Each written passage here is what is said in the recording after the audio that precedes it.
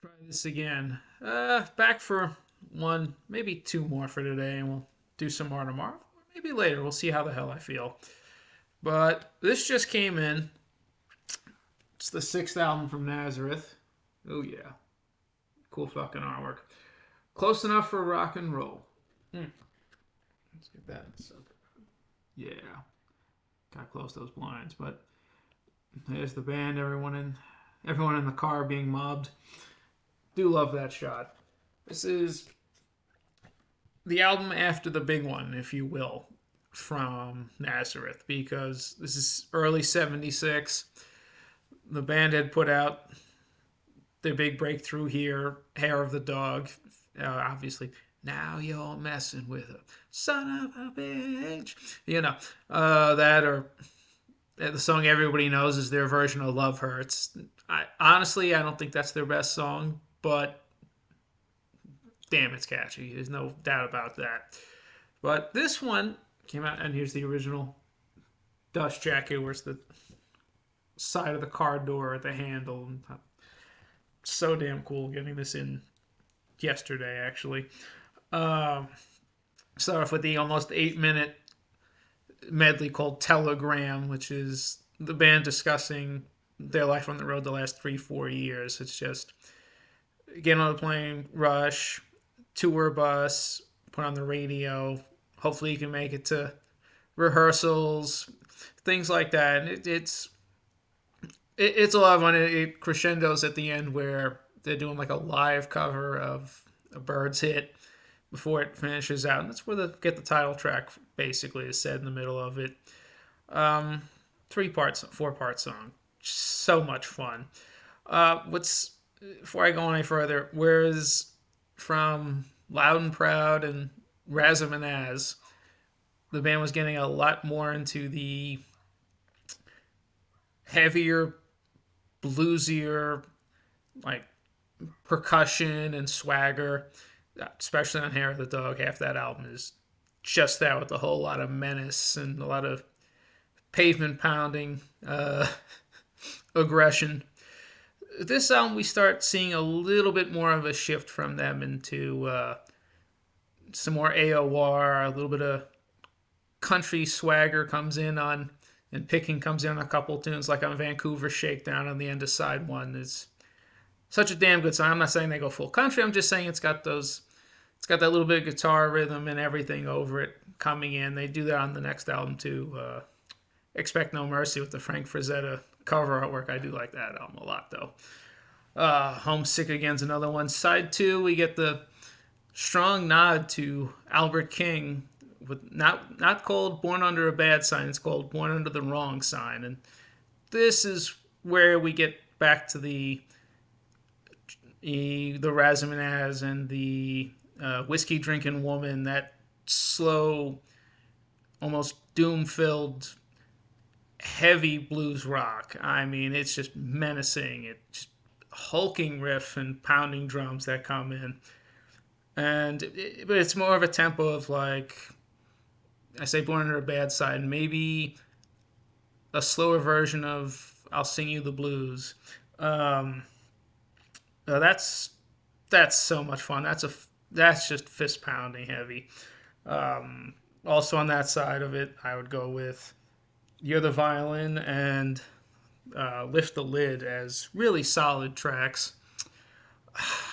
And oh shit, I forgot to mention the lineup on this is the classic lineup of Dan McCafferty on vocals, Manny Charlton on guitar, and actually producing, Pete Agnew on bass and piano, and of course Daryl Sweet on drums. And honestly, I feel like this band should have been bigger here. They had all the songs and everything. It's like they weren't pushed enough, or each album just came out the wrong moment that it couldn't quite hit the pop charts. You go through and you'll see what I'm talking about. I think they should have been bigger always. It shouldn't be a one album or a one hit wonder case for them. There's so many solid albums from 73 to 1980. Some people have to include the live album Snaz from 81. For those who are not familiar with Nazareth beyond one or two songs, I think I gave a pretty good outline of what you can expect. I would say, if anything, if you like AC/DC, we're definitely in that wheelhouse. Particularly if you like Back in Black on with Brian Johnson on vocals, because Dan McCafferty in his day was the original Back in Black version of Brian Johnson.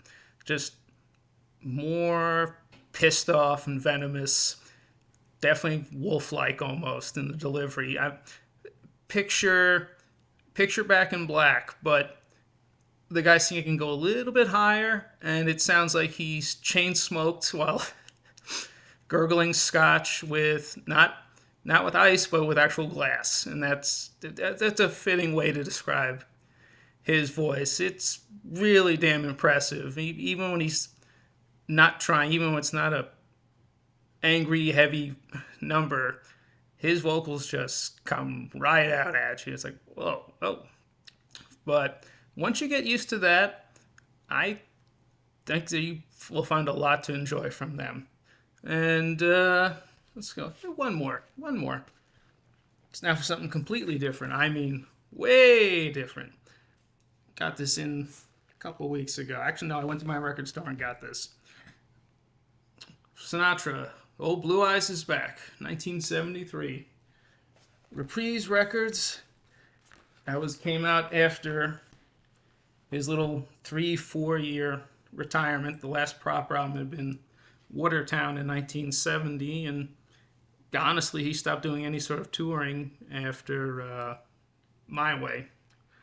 So this album, it's not my favorite of his, and I've only ever really listened to it digital on my phone.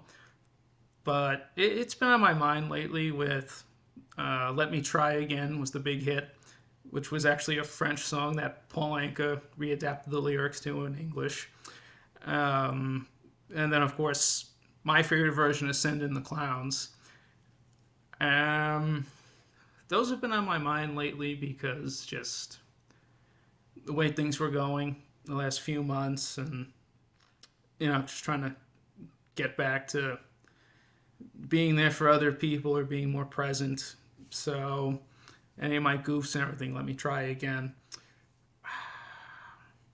Nobody Wins is another good little heartbreaker. I mean, Sinatra had plenty of those off of No One Cares and Where Are You? But overall, it's fine for what it is, but not his best. Still, hell of a comeback anyways. I mean, you look at the damn chart success on the next 3 albums after it. He was on a roll. It is what it is. And I have to tell you, people, you want to laugh at physical media and stuff like that.